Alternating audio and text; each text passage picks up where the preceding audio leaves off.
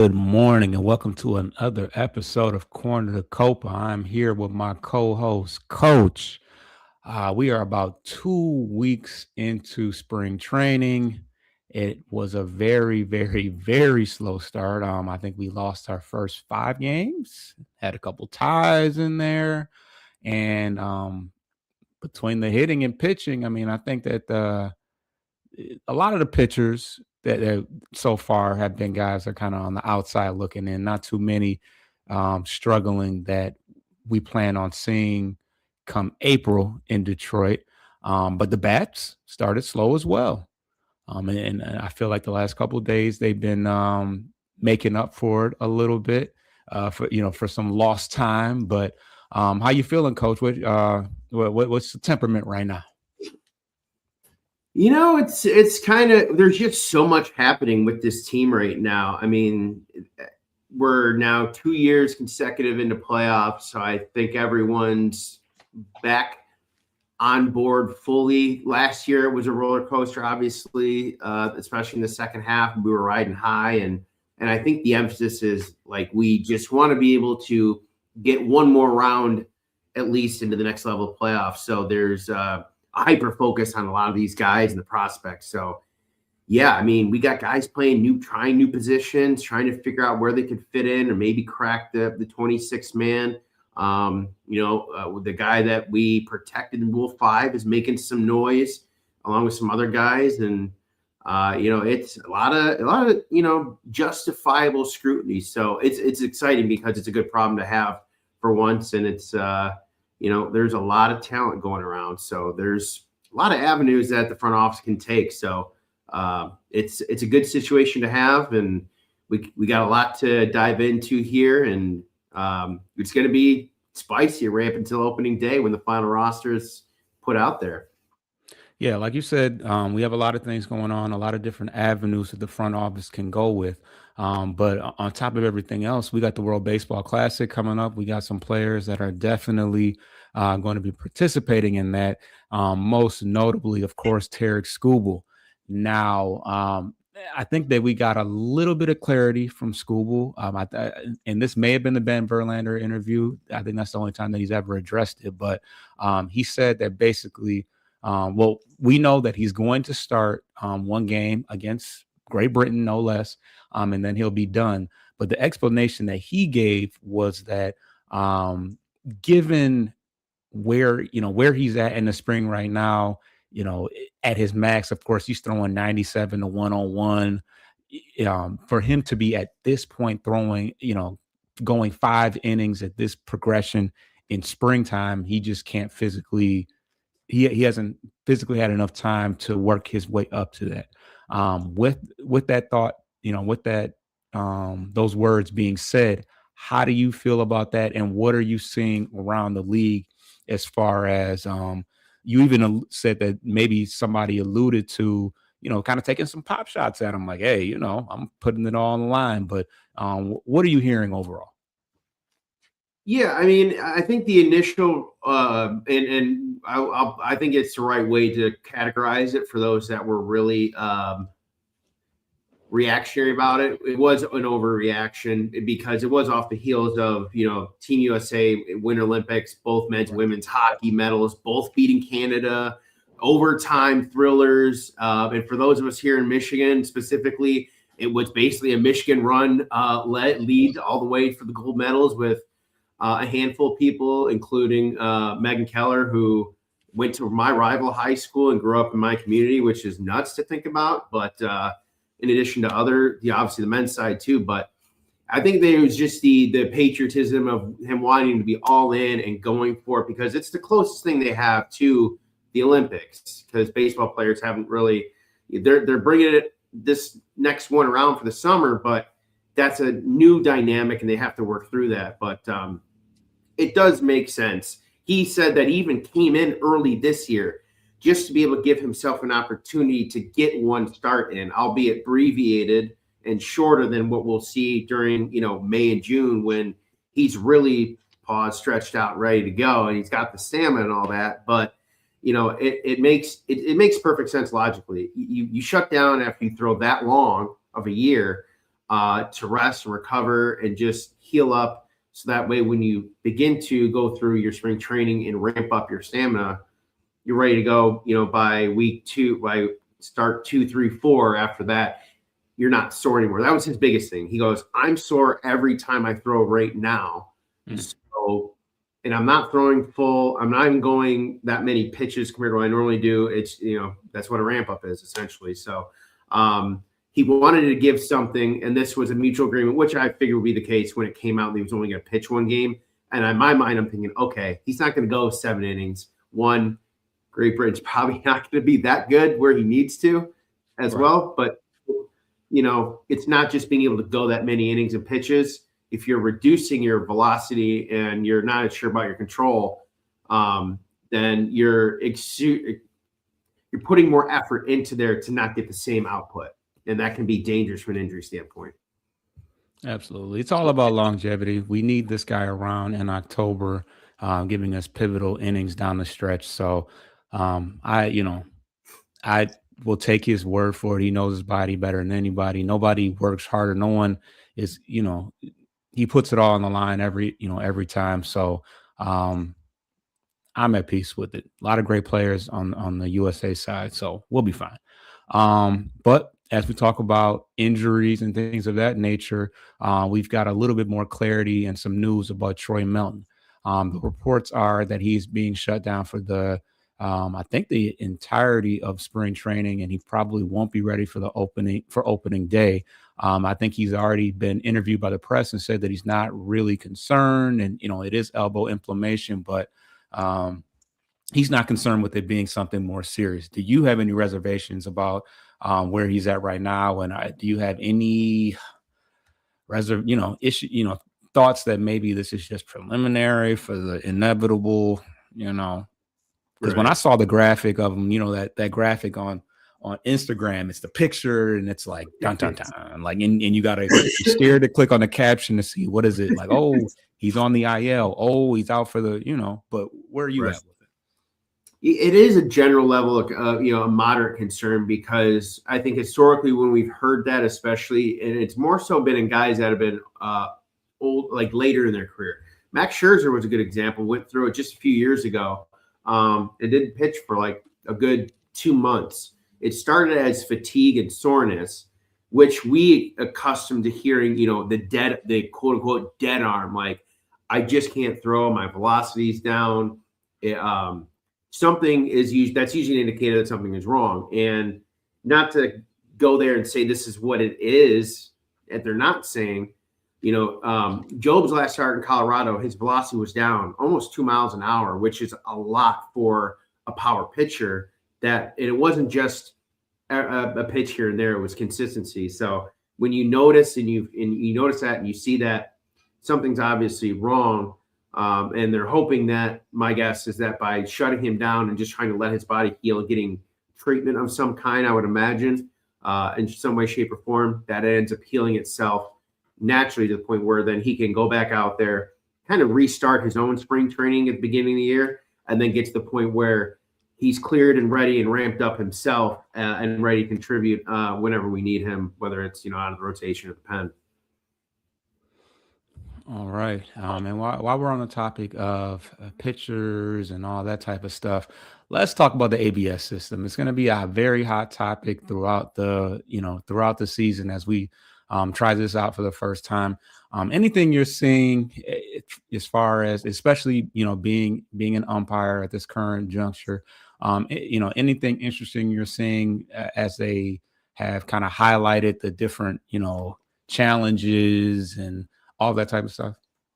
Yeah, I mean, I think a lot of the feedback so far has been pretty good for, I don't want to say maybe the average fan, but someone that's a little more invested into the sport and their team.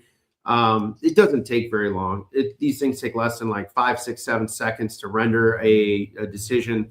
And I'll say it, there's been some instances, especially the other day, where one dude just whiffed 5 straight pitches in a row, which is an exception, and these guys are trying to get work in themselves as well. Everyone's, warming up. So you take that with some grain of salt. because these guys usually do mostly night games, and now they're doing all day games to start. So there's a little bit of a transition. But that aside, the strategy I think with this going forward is it's going to be mostly catcher and hitter generated in terms of requesting the challenge.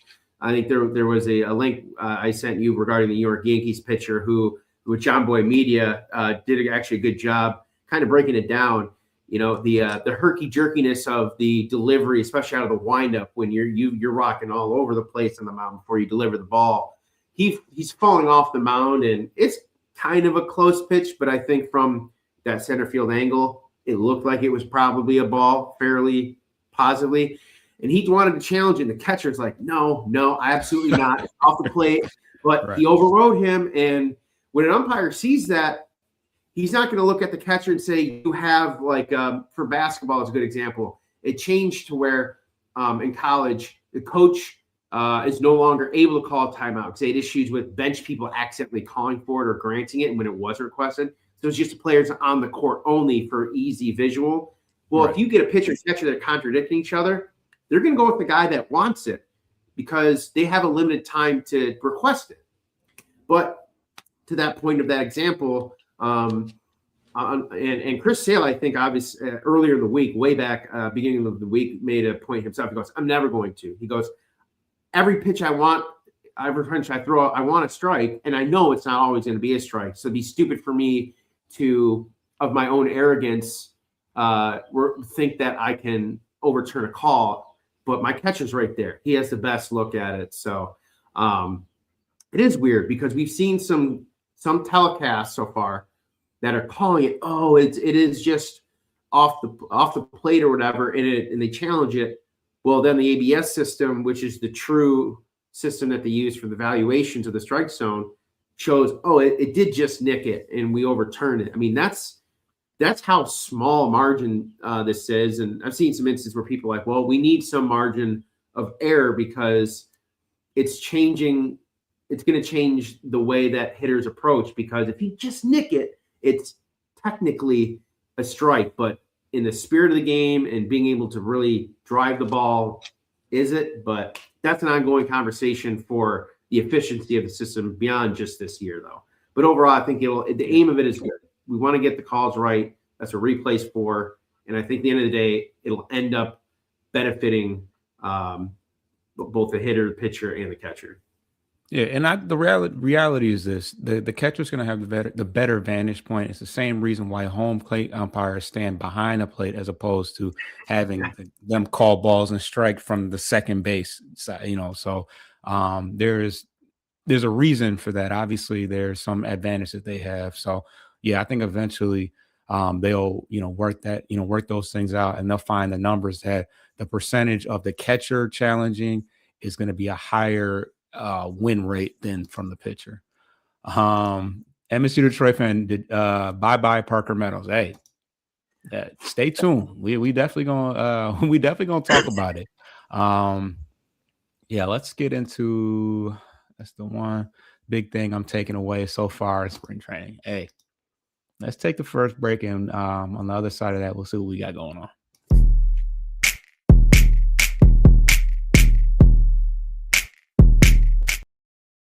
All right, MSU Detroit fan shooting off the hip early. As I said, the bat started slow, but they have kind of turned things up over the last few days. Let me pull up the Tigers schedule. See what's been that this week. Do I want the schedule? No, I want to see the scores. Definitely have scored double digits in the last few games, if I remember correctly. Oh, here we go. 12-3 and 16-8 in the last two games. And like I said, we've sprinkled in a couple ties, but yeah, the bats have been dominant. And before we get to the bats, pitching wise, it's tough. We haven't seen, we've seen Skubal for an inning. We've seen a couple short outings from Flaherty.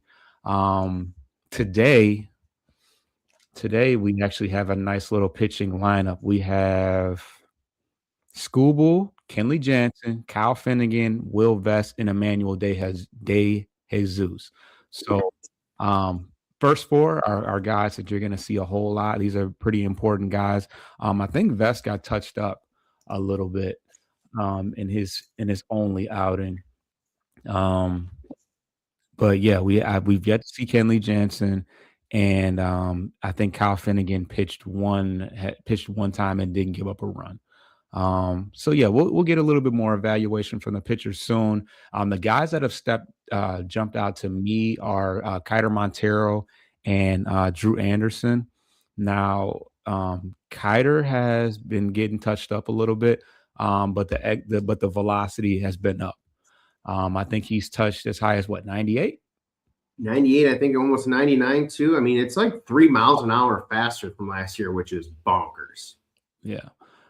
So I think that we are going to see this slowly. I think they're going to be the transition from him being a starter to him being more of a reliever.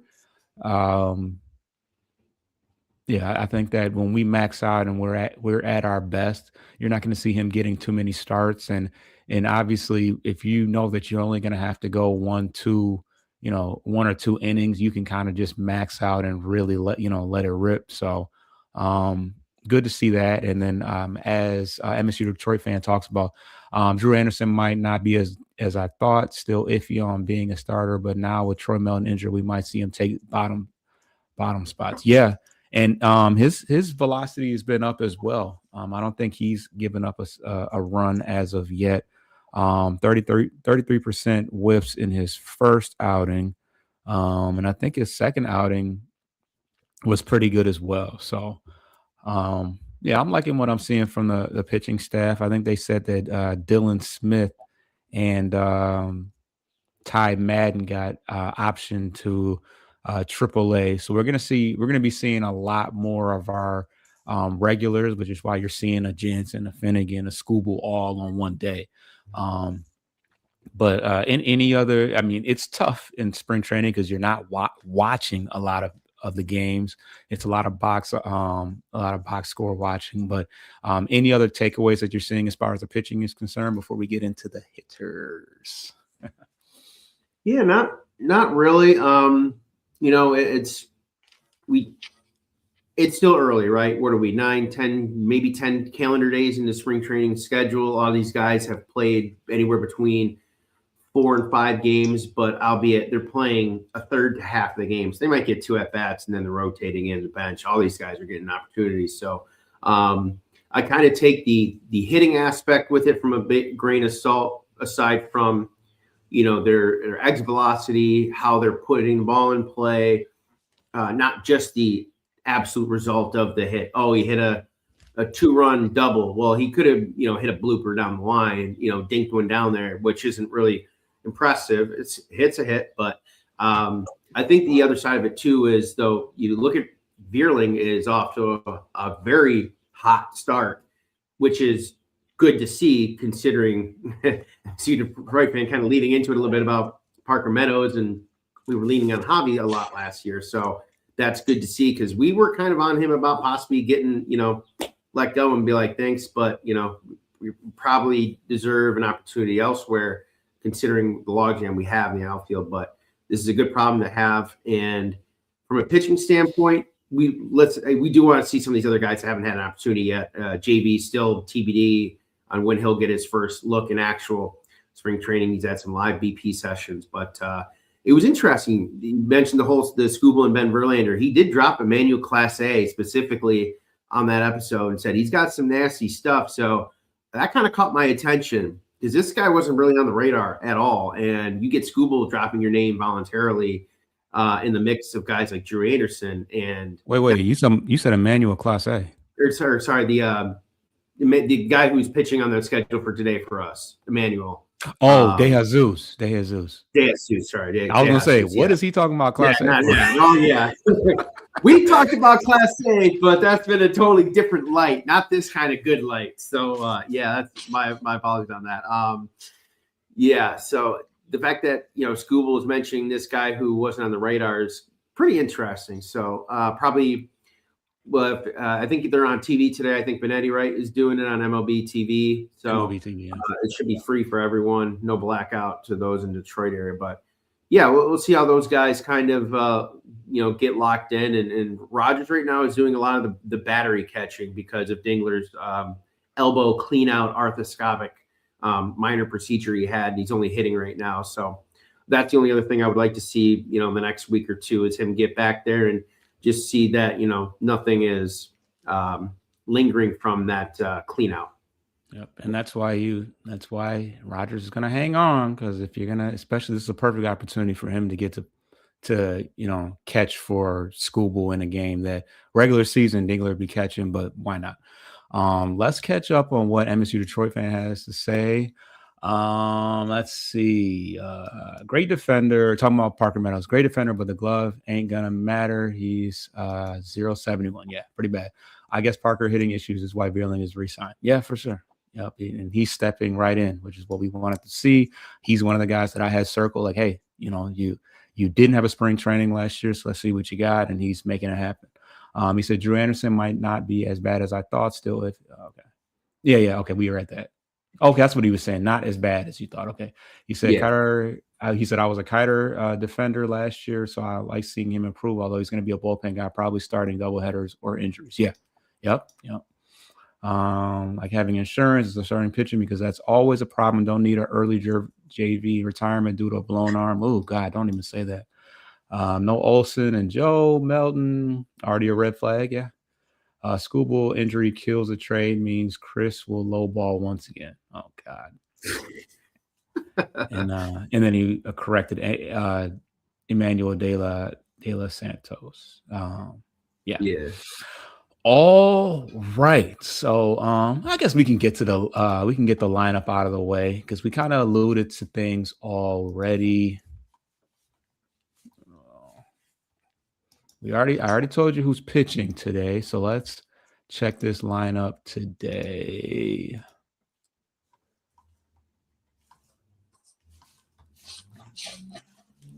I hate this mouse so much. Looking like the game 1 lineup from last year with Parker on the shelf. Right, yeah. So so we got Kerry Carpenter leading off. Put your best hitter out there for the most at bats on some Ohtani-ish. Gleyber in the 2, which is a staple. You got Riley. Riley's got to get going. He doesn't have a hit yet. He's got a couple sharp line drives. I like the fact that he walked 3 times. Spring training is for you to 3 times in one game. Spring training is for you to kind of work out the kinks. Obviously, once the regular season starts, that's out of the way. But for the time being, hey, if he's taking some walks, I'm not mad at that. That will, increase his on base. It'll force guys to throw him strikes because there was points of that last year where it was like, throw him whatever, he'll swing. Now, if he makes contact, it's gone. But it's going to force people to throw him strikes. Torque has started off slow. You love to see Dylan back in the lineup. He went 1 for 2 in his return. This is the part of the lineup that's not all that realistic. You're not going to see Dingler DHing and Rogers starting. We did see that a few times on games where they wanted to give Dingler a day off. But if Rogers isn't hitting, it's not going to happen. Cole Keith at third, Javi in center. That's another thing that you very well might see, which parlays right into Kevin McGonigal. If you want, Javi's been hitting well. He hit a home run earlier this week. So he's looking in midseason form. And then in order to keep Javi and McGonigal in the lineup together, you put him in center, pushing Meadows out and McGonigal at short. So we're going to get an opportunity to see how he fares. And then we got Jake Rogers, as we said, as the battery mate for Tarik Skubal. So I like this. The only thing that I will see that will be different in the regular season is, Dingler will be catching, and then you'll see probably Wenceel Perez if he's around, or who else would be a DH? Jahmai Jones if it's up against a lefty. Yeah, he needs to go too. I don't think he's got to hit the spring yet. He does not. He's got to walk. But and that's what I was going to lean into is that he's one of the guys that's interesting case. He does not have any options. So you wouldn't be able to just send him down. He would have to go through waivers. But, and one thing that I'm seeing is that they're putting him out there against anybody. In spring training, you're going to see 8 different pitchers in a game. So it's not like, oh, just start Jahmai because the lefty starter is going to go 5 innings. So he's facing a lot of righties. He did draw a walk against a righty, but yes, he doesn't have a hit yet. He doesn't have defensive versatility either. So that's going to be interesting to play out. Something to keep an eye on, because I don't think he's earned enough skin in the game to be like, oh no, we'll let it ride out. Great. He had an amazing game last year. I mean, an amazing season last year. And I say that he saved the season last year, but he is a journeyman. He is a guy that's never played a full year in the major league. So, hey, he may be falling back into reality. But any other thoughts? No, yeah. I mean, he's also a guy who can swipe some bags, which is something that we obviously really lacked last year. And I think that also kind of it makes the final decision in terms of the 26th man that much more challenging for Scott Harris and the team and AJ, because you're now looking at your 2 biggest base guys, Parker and Jahmai, potentially not starting on a regular basis, and Parker potentially at risk eventually, if that continues, being sent down. So then you're really not left with much speed at all, because let's be real, whoever you bring up is just not as fast as those 2 guys, especially Parker being as tall and long as he is.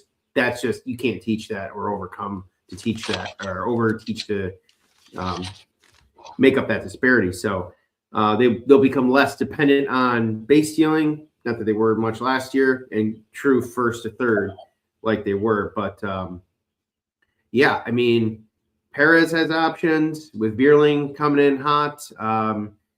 And we kind of teased it a little bit earlier, but there was another guy that we kept on the protected from the Rule 5. I think your boy that you've been doing a good job highlighting, Trey Cruz, has been making noise. He is absolutely raking and playing a lot of the outfield. So he's throwing his own name into the ring. And I believe you mentioned he's already, 27, 28? Like 28 in July. Yeah. So it's boom or bust. Yeah. I mean, look, they've got some guys that are coming up and making them make some tough decisions. And that's frankly what the spot you'd rather be in than a lot of guys not doing much of anything. And you got to still have to make decisions, but it's not as maybe positive of an outlook potentially going in. So We'll see. There's a lot of guys that still have to recover and get healthy and get situated. But, Cole Keith still has to be found a spot somewhere most days. And he's played some third and some second. And so it's just crazy. Like we said, there's a lot to unpack right here. So, we just got to see these guys play a lot of the defensive spots. But I think McGonigal eventually will end up moving off short. I think we've talked about probably he'll grade out better as a second baseman than a shortstop. Yeah, Gleyber replacement for sure. Yeah, right. Because there's no way Gleyber stays after this year easily for sure. And then at the end of it, the guy that was an all-star last year as a utility guy, then it's like, where does he fit in Zach McKinstry? So there's a lot to juggle around right there. But he very well could end up being the guy that,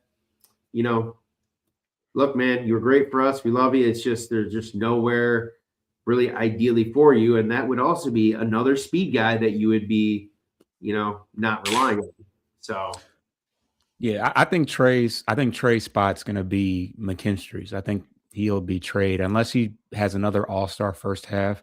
That's a guy that you trade and who's valuable, and any team can benefit from him. Let's catch up on MSU Detroit fan. He said, sucks Dylan isn't playing, but I do like seeing Thayron Lorenzo. Yeah, he had a 3-run home run this week. Riley has speed, so I wouldn't mind him walking. Absolutely. Well, he's got decent speed. He's a decent base runner. Dingler DH while Jake catches. I believe we see that at the beginning of the season when Scooble was still using Jake to catch. Yeah. Maybe I don't know if I don't want to see Jake. You don't want I mean, Dylan would be a good DH, but you don't want to waste a bat with Jake Rogers every day. But Yes. maybe it depends. It's Like a early. The lefty fact, starter, that would be a good combo for a lefty starter if they wanted to give Dylan a break behind the dish. They're yeah. both righties against a lefty, so in theory. But yeah. But I think even at your best, if Jemai gets back to hitting the way he wants, you want to utilize him as opposed to Jake Rogers. He said Dingler didn't become the full-time catcher until Jake had the early injury and Tomas Nido came up. Yeah, it just kind of fell into play for him. Worked out great. I mean, Dingler legit might be an all-star this year. And when I say catcher one, I mean Scooble using Dingler, not Rogers. Yeah. Parker's bat is killing a possible trade. Gotta hope that glove can draw some value. Nah, nobody wants Parker right now. I hate to say it. Bierlin can play third also. Yeah, that's why he's a lock. He's a lock for the 26 man. He said he did play third in the 24 playoffs. Yeah. And he would have played last year had he been healthy, but he hasn't been. So yeah, let's get to the second break, and then we'll continue talking about the bets.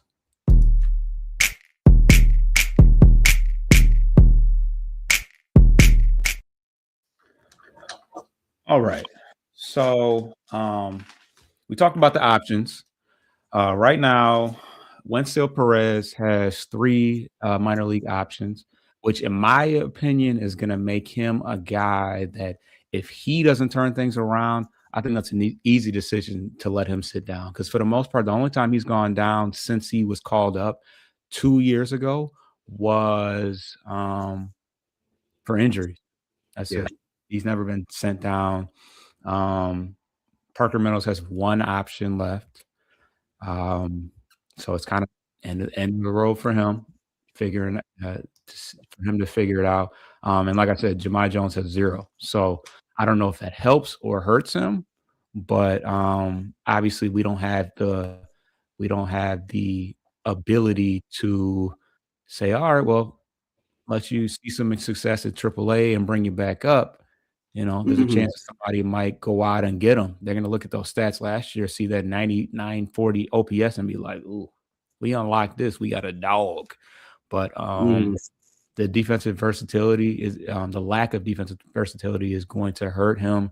And the fact that he can't hit righties. I mean, he's very much pigeonholed into one specific role. And similar to Ibanez, once that role was gone and was like, see ya. So, MSU Detroit, Green at center, Vierling at left. No, I think Vierling in center and Green in left. I don't think I want to see Green in center field. McGonigal doesn't make and if McGonigal doesn't make the team. You know what? I think that with Trey Sweeney going on the 60 man, that opens up a spot for him to fall in.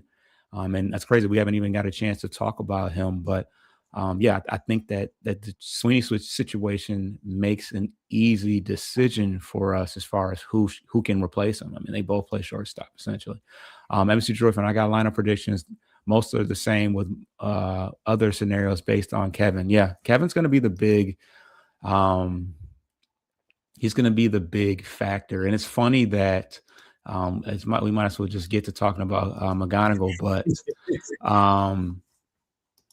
if we're being the big hype has been Connor Griffin early on. He had the 2 home runs. I don't think they were in the same game. I think they were consecutive games, but his average, I think he's hitting like 1 something. That's the 2 home runs have been the extent of his success. So although everybody's been saying Connor Griffin's the head and shoulders #1 prospect, Kevin has continued to rake. I think he had 2 hits of exit velocity 107 in the same inning, because this is one of those games where we were just kind of batting around. But we've seen hard contact to the opposite field. We've seen it to the pull side. I think it's all but certain that he could have really helped us last year. Like, he's one of the better hitters on the team already, and he's 20 years old. So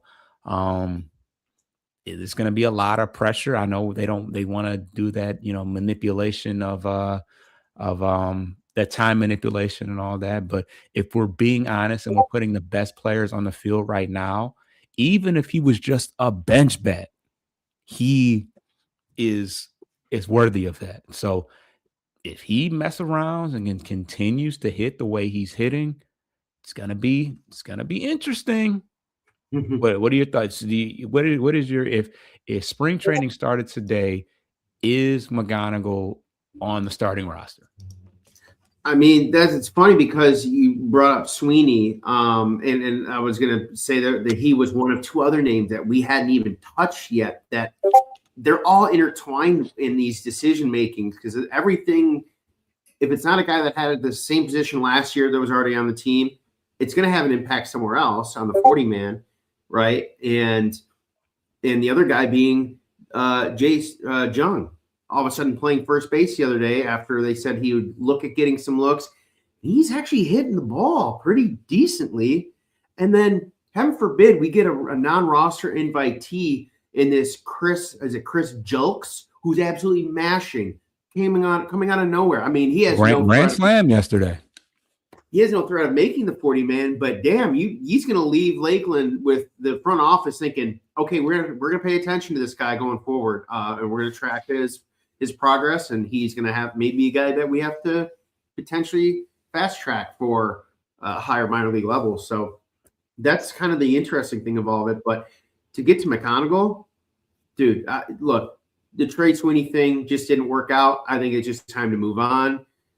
He probably deserves a better, fuller opportunity with another organization to unlock whatever talent he still has that is not coming to the surface yet. Because let's be fair, with him and Perez being younger, of course, they're not getting any regular time, and sure as hell not Sweeney. And Perez has been a part-time player for the last 2 years. And I think he can improve with regular time down in Toledo, because that's what it's there for. To get regular ABs, play almost every day, and become more confident in his ability when he comes up, that he's ready to go and contribute at a more consistent pace, at a more impactful nature as well. So I think you say, thanks, Trey, best of luck, and you do keep McGonigal as at bar minimum a bench bat, and you figure out a way to get him in the field. Now, but he's on a 60-day right now, correct? So you mentioned that, and I hadn't heard him being on injury related, so that's news to me. Let me see. I thought I saw that. Okay. No. Okay. Dealing with right shoulder strain, surface during defensive drills. Day-to-day throwing paused. Late February, the injury occurred. Okay, maybe not. Maybe he's not. But yeah, I mean, if he were to go on the 60-day, then obviously that would open up a spot, and then it would be a no-brainer. Right. It makes it easy. You already have Baez. You already have McKinstry. I mean, hell, I feel like if Vierling can play third and short, or third and second and first in the outfield, that athletically he could probably play short okay if you had to. Like, we have enough potential avenues, and this guy came up originally as a shortstop, I believe. So it just makes the most sense. It just does. All right. So I take that back. He's not on the 60-day. Maybe that was something that somebody threw out there as a potential opportunity. Because it still says that he's day-to-day, and his return, it could be sometime in spring training. So that's not the case. But I think the biggest, the guys that are on the bubble right now for me, Meadows, Jones, Jahmai Jones, and Perez. Because I think that bench, that right-handed bat off the bench is kind of up for grabs, and that would be the spot that Corey Julks would be able to snag up. But you got to move the 40 around because he's not on that. But he could be this year's Jahmai Jones, because Jahmai Jones just came in as a guy that nobody really knew about. He raked out of spring training. He didn't make the team out of spring training, but first opportunity he got, he grabbed the reins, hit a home run in the first game for the Cubs, and the rest is history. So it's going to be tough. I mean, he can play corner outfield. I think he's playing a tiny bit of center field, but he is 30, so he's another guy that is a career journeyman. Doesn't really have a lot of major league experience, but somebody to keep an eye on. He already has a grand slam. No, he has 2 home runs. One was a solo, one was a grand slam, and he has a triple as well. So if he continues to make noise, the pitching is going to be there. You got to put the best hitters on the field along with that. So I definitely got my eye out on him. As we look at the statistics right now, we already talked about it. Vierling's playing well. He's got 5 hits. He's got 5 hits. He's in 455. Max Anderson, that's all he's done is hit. He's continued to hit. He's got 3 RBIs in 6 games. Okay, you talked about it, Jace Young. Now, with him playing third and him also playing first, that sounds like somebody else I know, Cole Keith. Yeah. Do you see, are they battling for position right now? Cole Keith is also, I think he played first base yesterday, and I think McGonigal played third. I'm not sure who was playing third, but do you see, are they lobbying? I know that they've invested and put something into Colt. I know that he always starts slow. Do we just say, hey, we'll see you in June, Colt? You're good here because we'll see you in June. Like, has he earned that type of, because I know the Torques and the Carpenters, they started slow. It is what it is. They're not going anywhere as far as I'm concerned. But do you think that the Young and Colt thing is a thing right now? Well, see, that's the interesting thing. Look at a lot of these young guys that we're talking about. They're almost all predominantly left-handed hitters and not switch hitters either. So we can't just purely see the numbers, not taking anything else into consideration and say, all right, these are the best hitters right now. Well, shit, 8 of the best 11 are all left-handed. Heaven forbid we face a lefty and we just get carved up because we, struggle, same side with lefties. Well, then teams are going to be like, okay, well, we might bring up a kid for this series coming up against you who's a lefty and force you to make some tough decisions. So I think with the whole Jahmai Jones and Cole Keith as right-handed hitters, and obviously Jahmai would be off the bench and spot starts here and there against lefties, it is an emphasis on their stock because there are fewer right-handed hitters on this team traditionally. Perez being a switch hitter, he sees way more righties, so he's going to get the bulk of his at-bats as a lefty. So right. You kind of factor him as predominantly a lefty too. So that leaves you with what Gleyber, Colt, Jahmai, Torque, and Dingler, with obviously Rogers being a righty behind him. But in terms of the starters, that's only 4 guys. Torque is going to get 80, 90, 85, 90% of the starts at first and playing 95% of all games, including DHing. Just pure out of necessity. You just don't want to Vierling too, as far as righties are concerned. Vierling. Yeah. Oh yeah, and Vierling too. Yeah, good point there too. But I mean, we totally forget that he's healthy again after missing almost all of last year.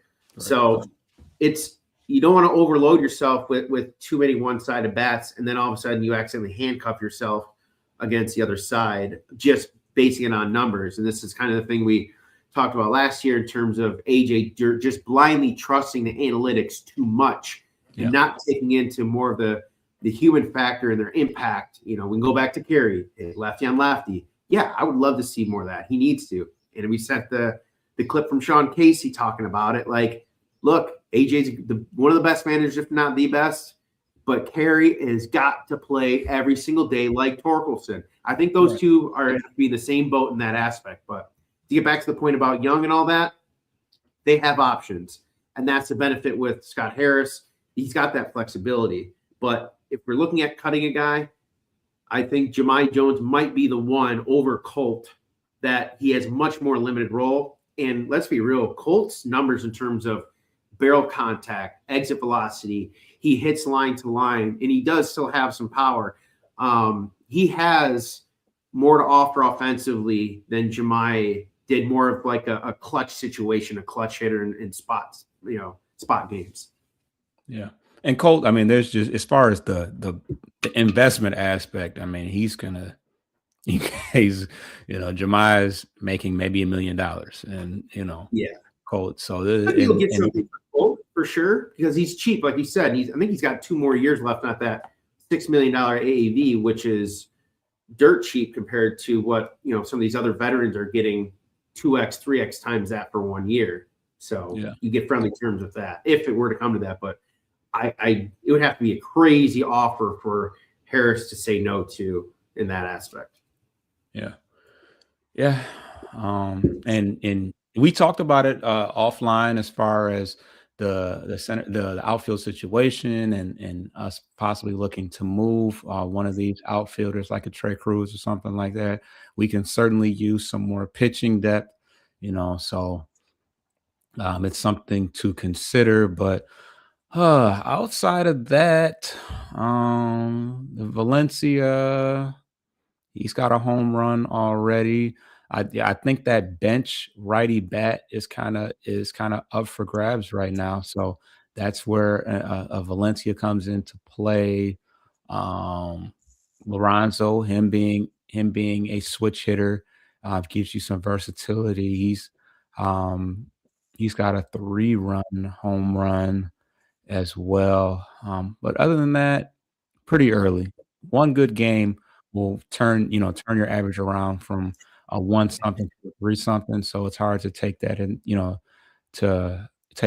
consideration. No reservations about Clark and Briseño struggling. We know that they're a ways away. They would have only complicated things if Clark just comes out tearing it up or Briseño starts tearing it up. So I'm okay with that. But yeah, anything else as far as what you've seen thus far from the hitters, or also who are you looking to see over the next few weeks, just as we get some more of a sample size? As far as a hitting standpoint, just because of all the names have been thrown around out there, and literally we've touched on almost everyone that hasn't been sent to fall, a different league already at this point. I think a couple other guys were just sent to the Dominican, I think, or were tabbed to, will go play somewhere in the Dominican here, some other non-roster invitees. I think probably maybe Max Anderson, just because there's so much emphasis on everyone else that's already there, and McConnell, obviously, and Clark for non-baseball reasons.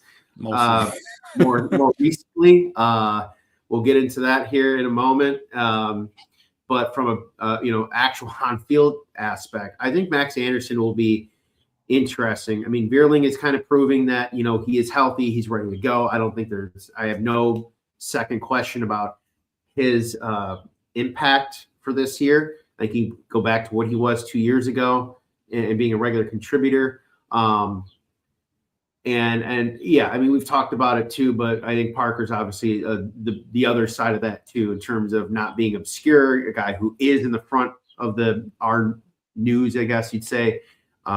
He has to get it going too, but I don't think he gets sent down to start. I think he's a bench guy, and if it continues in limited spots where he still can't do it, then I think at that point he would be sent down, which would then potentially leave the door open for Max Clark, maybe. So maybe. Yeah, we'll see. We'll see. Yeah, the guys that I'm paying attention to right now, Corey Jokes. If he continues to mesh, it's going to make things interesting. You're going to have to justify it one way or another. Jahmai Jones, he's got to get it going, because he's essentially, I mean, Jokes is looking like his replacement at this point.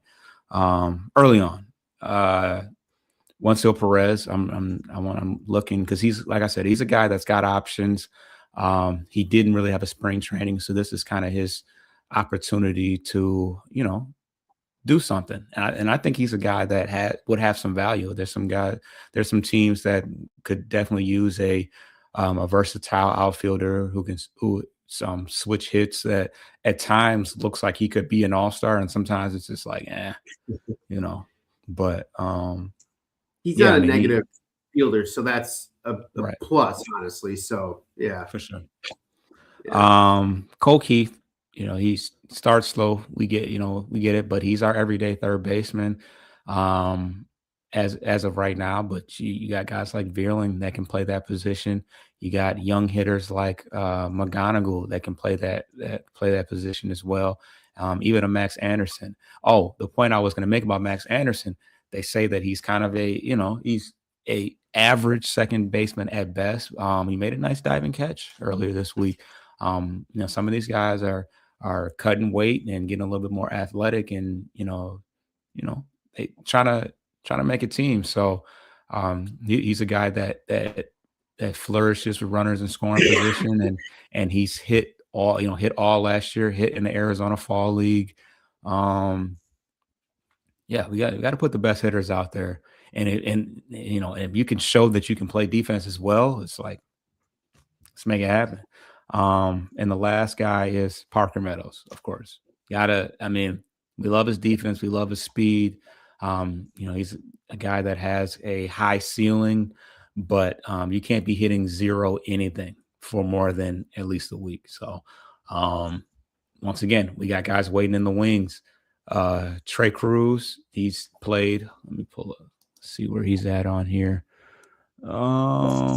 3 for 9 so far, 2 RBIs, 3 walks as well. So he's shown that over long periods of time. He had 100 walks last year at the minor league level. So he's shown that he can play any and every position. He can hit for power. He can get on base, and like we say, you don't protect a guy like that at the age of 27, going on 28, if you're not planning on using him. Either you're boosting him up to trade him, or you plan on playing him, because it's like there's not too many options there. So, Yes.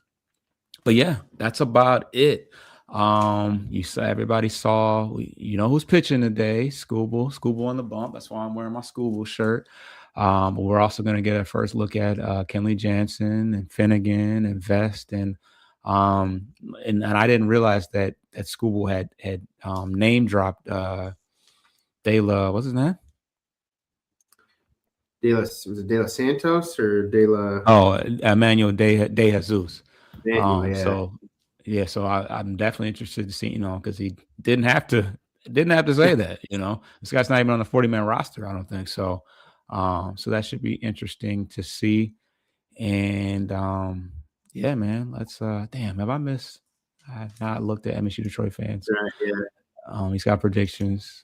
I'd be interested to see his predictions. He said if McGonigal makes a 26-man, I want him to actually be used. Oh yeah, I think, and it's gonna be electric when he gets that first at bat, and he's pretty much a can't miss prospect, and he's continuing to prove it. So, yeah, it's gonna be lit. Kind of like what Reverend say with Sebastian Cossa. Okay, yeah, Cosa's been lights out. They already clinched. They clinched like the earliest that anybody ever has since like 90. I think they said 93 or something crazy like that. Max Clark is decent, but he's going to need some time to cook in Toledo. That'll be great, honestly. If they push him up to Toledo, yeah. Plus, it'll be easy. Toledo's going to be fun this year. Don't matter who gets over there, they're going to be loaded, and it's going to be fun to watch down there in Toledo, big time. Yeah, Briseño, probably Max Anderson again, possibly Trey Cruz. Some of these guys didn't make it up there last year, so they'll all be newer faces to true Toledo Mud fans there regionally. So they're going to be excited. Anyway, we finalized the 26-man. So. And if in MSU Detroit fan, if you're still here, yeah, Jose Briseño's been hasn't really. Didn't he have a dinger? Not yet. No, okay. Not yet. He's got two for 6, I guess. But for some reason, it says that he's No, 2 for 12. He's 6 games. So he's been playing. It's like I said, it's so tough because they throw these guys in. They don't even have the names displayed out there. You kind of gotta, you gotta keep your eye out, and they get out there for defensive reps at first base or catcher, especially if they're a catcher. You don't know that Briseño's back there playing catcher. So yeah, he's been quiet. He was quiet last. Huh? They don't have the names in the back of their jersey. So to your point too, you see the obscure number out there, like, who is that? Right. I think guys like Clark and McGonigal and Briseño, I think they do. But when you get down to the Tiger Town guys wearing number 83, I think John Peck is wearing 94. And we haven't even talked about him. He has been mashing. He's a non-roster invite. He'll probably start in I think he got up to AA last year, but he might get that bump up to AAA because he's slowly starting to show that, because I think he's mostly projected as like a bench utility guy that can play over the infield. But hey, you continue to hit, you're gonna work your way onto a major league roster eventually. I mean, he was one of those guys that kind of played the background in AA because McGonigal and Clark and Pacheco and all those guys were there. So even those guys that play the background, I mean, they were mashing too. I mean, pretty much everybody was. Let me pull up John Peck. So last year, wow, pretty good. 11 home runs, 69 RBIs, 792 OPS, 301 average, hit for average. So yeah, quietly, 7th-round pick, so doesn't have the doesn't have the stain that your McGonigals have, but producing and producing it in spring training too, mostly on the tail end of it. But yeah. So, and what does it say? Yeah, it's got him with the Whitecaps hat on. So he got up to AA last year. But yeah, I think that that draft is gonna go down in history when you think about the fact that you got Max Clark and Kevin McGonigal in the first two rounds, and they're both pretty much panning out. So yeah, sprinkle Jackson Jobe in there too. Yeah, which that draft was before, right? For Harris, I think that was his first. I thought it was his first year. But Jobe wasn't in the Clark draft, was it? He was a first-round pick. No, I think it was the year after. Because Clark's had a longer progression in the minors compared to Jobe. Because he's out of high school, yeah. But Jobe's out of high school. Jobe out of high school? I thought maybe he played 1 year in college, maybe, but I could be wrong. I don't know what college he went to. Let me see. Let's do it. He's 23. Out of high school. He did go out of high school. Oh, okay. So he was before.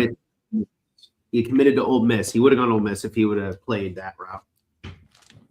Okay, but it must have been a draft before because he's already 23 years old. Yeah, 2021. So yeah, it would have been 2 years actually. I think because Harris was what, 23.